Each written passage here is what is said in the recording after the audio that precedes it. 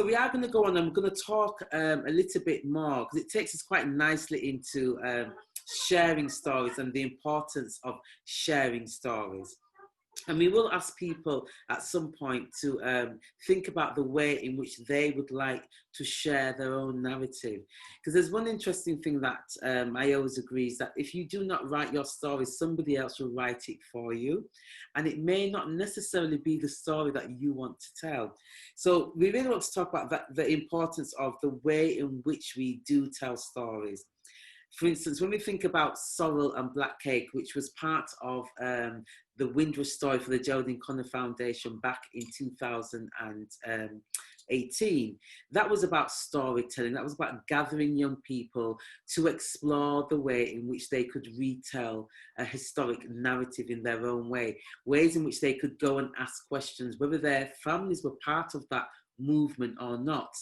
And Colin mentioned something, because when we do talk about Windrush, we should also talk about pre-Windrush as well. We should also talk about the people that made their contributions to Britain and helped to rebuild Britain in so many different ways. So there are some amazing writers that I'd just like to highlight as we have the moment to do that. So when I'm thinking about pre-Windrush, I think about an amazing woman called Una Marson, who was a journalist. She came from Jamaica, and she was born in 1905 and she died in 1965. She was the first Caribbean woman, the first Jamaican woman to be employed by the BBC in the UK. So during between 1931 and 32, she made her way to England. Not only was she a journalist, she was also a poet. She was also a playwright. But she was also part of that feminist movement as well. And she wrote poems and she wrote plays that reflected her time in Britain during 1932.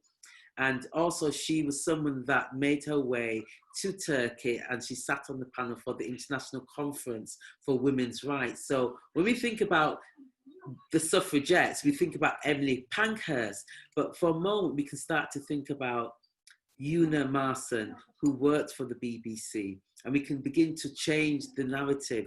So a collection of her poems have been published by People Tree Press. This is it, yeah, and it's called Una Marson's Selected Poems, and it's part of their Caribbean Modern Classics. And you can also I'm not sure if you can buy her plays here, but you can buy her plays online. So such an amazing writer.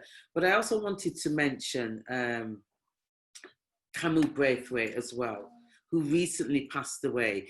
This was his last collection called Strange Fruit. And so as we begin to think about narrative and story, I mean, someone like Camille Braithwaite was in Britain during that Windrush era, and he had the pleasure of actually being on the radio program that Una Marson set up, which was first Calling the West Indies, I believe, and then Caribbean Voices.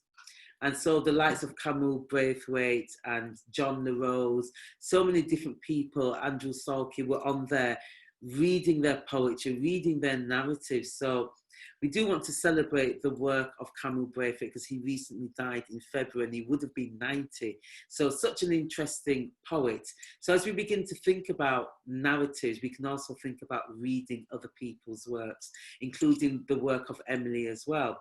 And we do have a selection of good reads, good picks and choices on the Geraldine Connor Foundation website.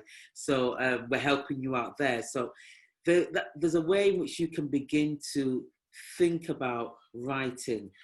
I would be a fool if I didn't mention my own collection, Another Crossing, which I think actually reflects the time that we're living in now. They're Windrush stories.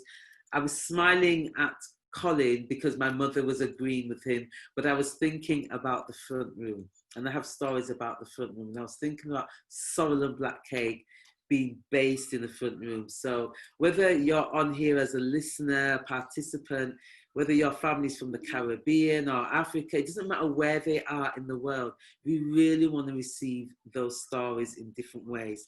So Another Crossing really gives you a sense of Leeds, Jamaica, and Africa, my journey and the way in which I negotiate space, time and space, and the way that my body negotiates time and space through travel, and also really collecting those Windrush stories that inspired me from my mother, my grandparents. So I do want us to think about ways in which we can begin to collect stories and share stories about dreams and ambitions.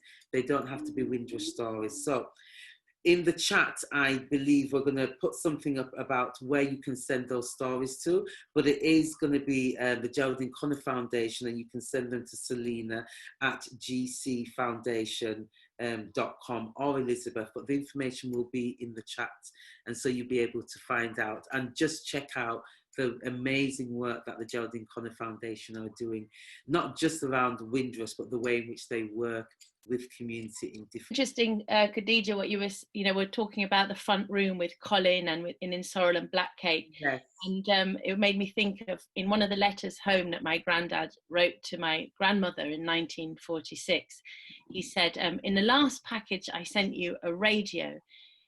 This and then there was a whole 2 pages of instructions of where the radio needed to be placed back home in Martinique. So it has to be placed on this shelf. And then he had a list of all the people from the village that she had to invite round to see the new radio. Yes. So the radio.